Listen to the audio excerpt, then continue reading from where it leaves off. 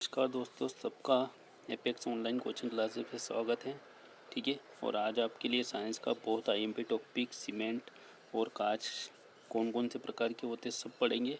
तो मेरे साथ बने रहिए। वीडियो थोड़ा लंबा होने वाला है तो आप पूरा वीडियो देखिए और चैनल को सब्सक्राइब करिए। ठीक है, स्टार्ट करते हैं। सीमेंट क्या पढ़ना आपने को? सीमेंट। देखिए, सबसे पहले इसकी खोज किसने की थी ये भी पूछा गया कि इसकी खोज अंग्रेज राजगीर जोसेफ एस्बिडीन ने की थी। किसने की थी? जोसेफ एस्बिडीन।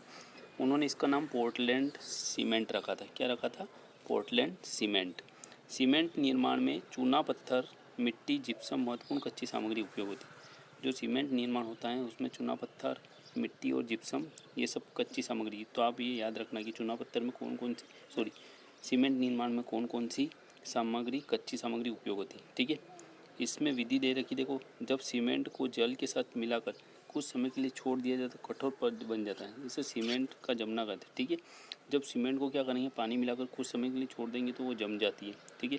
यह ऊष्मा उत्सर्जक प्रक्रिया। इसी कारण किसी नए निर्माण के कुछ दिन पहले पानी का छिड़काव किया जाता है ना। जो भी निर्माण करना होता है ना उस पर कुछ दिन के लिए अपन क्या करनी है, पानी का छिड़काव करते हैं ताकि वो जम जाए। ठीक है।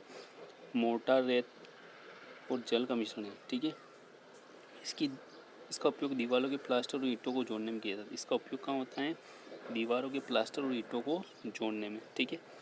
कंक्रीट, सीमेंट, रेत, पत्थर और जल का मिश्रण होता है। इसका उपयोग छत बनाने में होता है ना। जब सीमेंट के साथ कंक्रीट मिला देते हैं, रेत मिला देते हैं, पत्थर मिला देते हैं और जल मिला देते हैं तो उसका उपयोग जो है छत बनाने में किया जाता है। किसका उपयोग? सीमेंट का।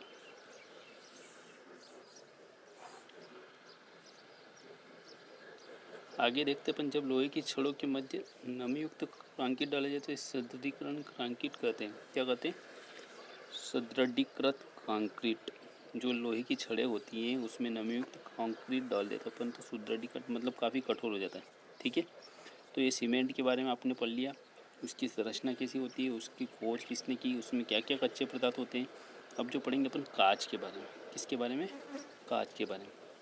ठीक है। यह सिलिकेट का अति शीतल तरल है। यह प्रकृति में आकारहीन होता है। ठीक है। जो सिलिकेट होता है उसका क्या है? अति शीतल तरल है। ठीक है। और प्रकृति में आकारहीन। कांच बनाने में कच्चे माल के रूप में सोडियम कार्बोनेट, कैल्शियम कार्बोनेट और रेत का प्रयोग होता है। ठीक है। ये तीनों चीज़ें याद रखना कि कांच बनाने में कौन कौन से कच्चे माल प्रयुक्त होते हैं। सोडियम कार्बोनेट, ठीक है, कैल्शियम कार्बोनेट और NaCO3, ठीक है, और CaCO3 और रेत। ये सब उपयोग होते हैं कांच बनाने में। उसके बाद आगे देखते हैं अपन पिघले कांच को त्वरित ठंडा करने पर भूरा हो जाता है, लेकिन यदि इसे धीमी गति से ठंडा किया तो कांच अपारदर्शी बन जाता है। ठीक है। जो कांच होता है, पिघला कांच, उसको अगर तुरंत ठंडा कर दे तो कैसा हो जाता है? भूर जाता। लेकिन धीमी गति से ठंडा करेंगे तो अपारदर्शी कांच बन जाता है, जो कोई काम कर नहीं रहता है ना। कांच को धीमी और नियत रूप से ठंडा करने की प्रक्रिया को इनहेलिंग कहते हैं। क्या करते हैं? इनहीलिंग। कांच को धीमी और अनियमित रूप से ठंडा करने की प्रक्रिया नियत रूप से ठंडा करना, इनहीलिंग। ठीक है। जब कांच पर हाइपोक्लोरिक अम्ल डाला जाता है तो ये कांच की नक्काशी कहलाती है। ठीक है। जब कांच पर क्या डालेंगे? हाइपोक्लोरिक अम्ल, तो इसको बोलेंगे नक्काशी। ठीक है। रंगीन कांच का निर्माण करने के पिघले कांच में विशेष धात्विक ऑक्साइड मिलाकर लवण बनाते हैं। ठीक है। जब अपने को रंगीन कांच का निर्माण करना होता है तो क्या करेंगे अपन? पिघले कांच में विशेष धात्विक ऑक्साइड मिला देंगे अथवा लवण मिला सकते हैं। ठीक है। कौन कौन से ऑक्साइड मिलाते हैं ये भी देख लेते हैं और कौन सा कलर मिलता है। ठीक है। जैसे पहले धातु का उपयोग किए पदार्थ का नाम, उत्पन्न रंग। ठीक है। किस पदार्थ के उपयोग करने से कौन सा रंग? जैसे क्यूपरस ऑक्साइड का उपयोग करते हैं, क्यूपरस ऑक्साइड, तो इससे लाल रंग प्राप्त होता है। कौन सा? लाल। इसी प्रकार कोबाल्ट ऑक्साइड का प्रयोग करने पर नीला रंग प्राप्त होगा। फेरस ऑक्साइड का प्रयोग करेंगे तो हरा, फेरिक ऑक्साइड का भूरा। ठीक है। फेरिक ऑक्साइड का उपयोग करेंगे तो भूरा, पोटेशियम डाइक्रोमेट का प्रयोग करेंगे तो हरा या पीला। ठीक है। ये कुछ ऑक्साइड है जिनका प्रयोग करने पर अपने को अलग अलग रंग के कांच प्राप्त होते हैं। उसके बाद अगर अपन कैडमियम सल्फाइड का प्रयोग करेंगे तो पीला रंग प्राप्त होगा अपने को। कार्बन का प्रयोग करेंगे तो एबर रंग प्राप्त होगा। ठीक है। अब देखते हैं कांच और उनके उपयोग। ठीक है। कौन से कांच कहाँ पर उपयोग किए जाते हैं ये भी बहुत IMP है ना। तो आप याद रखना ये सब। स्टार्ट। हेडिंग दे रही कि कांच और उनके उपयोग, ठीक है। सबसे पहला आता है मृदु कांच, ये जिसको सोडा ग्लास बोलते हैं। क्या बोलते हैं? Soda glass. ये सोडा और कैल्शियम सिलिकेट के मिश्रण से बनता है, ठीक है। ये सोडा जो रहता है, सोडा या अथवा कैल्शियम सिलिकेट के मिश्रण से बनता है। कांच, शीशा और आम कांच की वस्तुओं में उपयोग होता है। ये कांच कहाँ उपयोग होता है? शीशा और आम कांच की जो वस्तुएं बनाई जाती है उसमें बनाने में मृदु कांच का उपयोग करते हैं अपन। किस कांच का? मृदु कांच का। उसके बाद देखते हैं अपन कठोर कांच, ठीक है। हार्ड कांच, हार्ड मिरर जो रहता है कांच, उसका कहाँ प्रयोग होता है ना? हार्ड कांच का प्रयोग होता है। यह पोटेशियम और कैल्शियम सिलिकेट का मिश्रण होता है। यह अम्लों की क्रिया के प्रति अवरोधक और कांच निर्माण के में प्रयोग होता है, ठीक है। ये पोटेशियम और कैल्शियम सिलिकेट का मिश्रण होता है, ठीक है। पोटेशियम और कैल्शियम सिलिकेट इन दोनों का मिश्रण होता है, ठीक है। उसके बाद आता है पायरेक्स कांच, जिसे बोरोसिलिकेट बोलते हैं। क्या बोलते हैं? बोरोसिलिकेट। और कठोर कांच का उपयोग कठोर कांच के निर्माण में किया जाता है, ठीक है। पायरेक्स कांच रेत, चूना, बोरेक्स और क्षारीय कार्बोनेट के मिश्रण से बना होता है। जो बोरेक्स कांच होता है उसमें क्या होता है? रेत होता है, चूना होता है, बोरेक्स और क्षारीय कार्बोनेट, ठीक है। औषधि बोतलों के निर्माण, जो अपन ड्रग्स वगैरह जो आती हैं बोतलों में, उसका निर्माण होता है पायरेक्स कांच से। किससे होता है? पायरेक्स कांच से। उसके बाद देखते अपन कांच के रेशे, ठीक है। कांच के रेशे बेहतरीन ऊष्मा के अवरोधक होते हैं। ओवन, रेफ्रिजरेटर में ऊष्मा अवरोधक के रूप में उपयोगी होते हैं, ठीक है।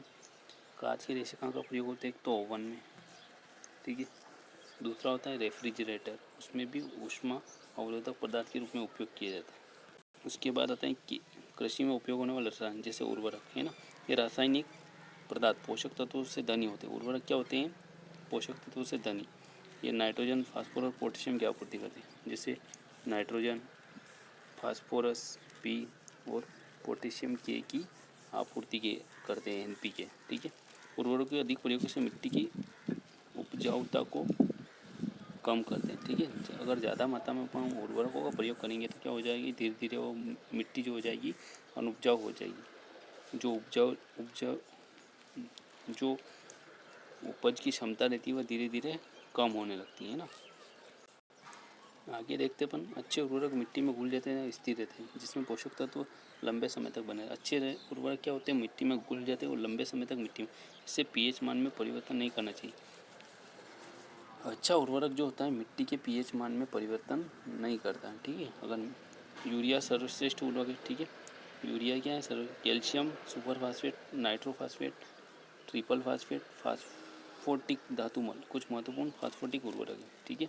नाइट्रोजन, फास्फोरस, पोटेशियम उर्वरकों का निश्चित अनुपात में NPK का उर्वरक कहते हैं, ठीक है। NPK जो अपन खेती में प्रयोग करते हैं, ठीक है। उसके बाद नाइट्रोजन और फास्फोटिक उर्वरक की निश्चित अनुपात मिलाकर NP उर्वरक बनाया जाता है। क्या बनाया जाता है? NP।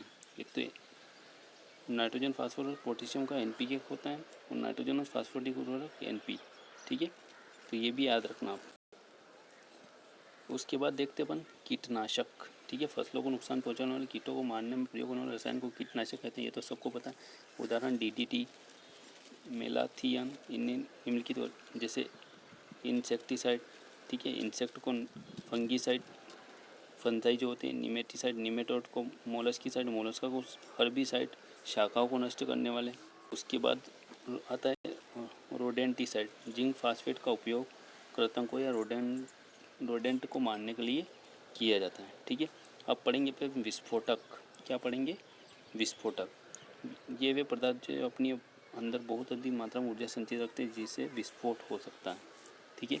रासायनिक विस्फोटकों में नाइट्रोग्लिसरीन जैसा शुद्ध रासायनिक यौगिक हो सकता है, ठीक है।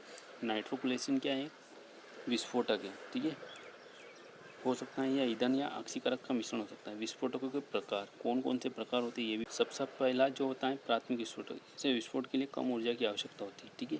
अगर प्राइमरी है तो उसमें विस्फोट के लिए कम ऊर्जा की आवश्यकता होती है।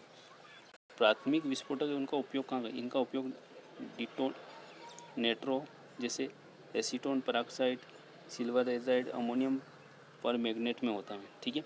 द्वितीय फास्फोट जो रहता है कम संवेदी होते हैं, विस्फोट के लिए अधिक ऊर्जा की आवश्यकता होती है। द्वितीयक फास्फेट क्या होते हैं, कम संवेदी, और इसमें क्या होती है, ज़्यादा ऊर्जा लगती है, RDX TNT। इसमें क्या आता है, RDX और TNT, ये दोनों विस्फोटक है ना, ये द्वितीयक विस्फोटक श्रेणी में आते हैं। नेक्स्ट है तृतीयक विस्फोटक, ठीक है।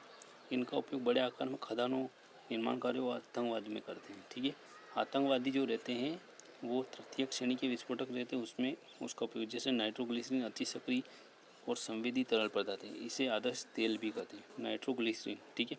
डायनामाइट अति संवेदी नाइट्रोग्लिसरीन का धूल है, सिलिका पाउडर के साथ मिश्रण होता है, ठीक है। RDX research and development explosive, ठीक है, ये भी याद रखना कि RDX का पूरा नाम क्या होता है, रिसर्च एंड डेवलपमेंट एक्सप्लोसिव। यह बहुत शक्तिशाली विस्फोटक होता है, ठीक है। तो जो आतंकवादी गतिविधियाँ होती हैं उनमें तृतीय श्रेणी के विस्फोटकों का उपयोग किया जाता है। उसके बाद देखते अपन रंजक। रंजक क्या होते हैं ना, वे पदार्थ जो ऊन, वस्त्र, खाद्य पदार्थों की रंगाई में प्रयोग होते हैं, ठीक है, उनको बोलते हैं रंजक। किसी भी पदार्थ को रंग प्रदान करने के लिए जो उपयोग में होते हैं उनको रंजक बोलते हैं। रंजक के रूप में प्रयोग होने वाले पदार्थ के लिए आवश्यक है जिस वस्तु पर रंग चढ़ा उस वस्तु के अनुरूप पका हो जाए, जल, अम्ल, क्षार के प्रति क्रियाशील हो, ठीक है, ये कुछ गुण होने चाहिए। अब रंजक की निम्नलिखित श्रेणियों में बांटा गया। सबसे पहला जो आता है एजो रंजक। इस समूह में एजो समूह होता है, कौन सा होता है, एजो समूह, युग्मित अभिक्रिया के समय बनता है, जैसे नारंगी, लाल नारंगी आदि, ठीक है। एंडीजाइड रंजक, इन रंजकों में अणुओं में एंडीजाइड समूह होता है, उदाहरण इंडिगो, ठीक है। इंडिगो जो है वो किसका है, एंडीजाइड रंजक है। अब उपयोग के आधार पर इन रंजकों को अलग अलग श्रेणियों में बांटा गया है। सबसे पहला है नमी रंजक। यह रंजक जल में विलय होते हैं, कपास की रेशों पर चढ़ाए जाते हैं, इंडिगो रंजक से प्राप्त होते हैं, ठीक है। नमी रंजक क्या होते हैं, जल में विलय होते हैं और कपास की रेशों पर चढ़ाए जाते हैं और इंडिगो से प्राप्त। परोक्ष रंजक, इन रंजकों को रेशों को जलीय विलयन में घोला जा सकता है, ठीक है, परोक्ष रंजक को भी घोला जा सकता है। अम्लीय रंजक, जल में विलय पदार्थों के लिए सोडियम लवण की आवश्यकता होती है, अगर इसको घोलेंगे अपन तो क्या किसकी आवश्यकता होती है, सोडियम के जो लवण होते हैं उनकी, ठीक है। और नेक्स्ट है मूल रंजक। अम्लीय माध्यम में इन रंजकों का प्रसंस्कृत नायलॉन और पॉलिएस्टर का रंगने में उपयोग होता है। मूल रंजक का उपयोग किस में होता है, नायलॉन और पॉलिएस्टर को रंगने में। इसमें उदाहरण है एलिनिन पीला और मेलाकाइट हरा। एलिनिन पीला और मेलाकाइट हरा किसके उदाहरण है, मूल रंजक के, ठीक है, मूल रंजक।